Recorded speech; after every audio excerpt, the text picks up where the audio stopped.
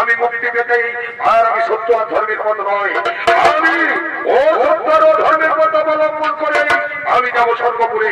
আর সেখান থেকে এক এক করে সমস্ত দিক শক্তিরই কর্ম করা যায়, আর তাদের কারণে কর্ম খেলা আর ধর্মকে থেকে কাজ করে দিয়ে আমি হব স্বর্গেরই সহপুর সংগ্রাম তার কাধুর। তাই চল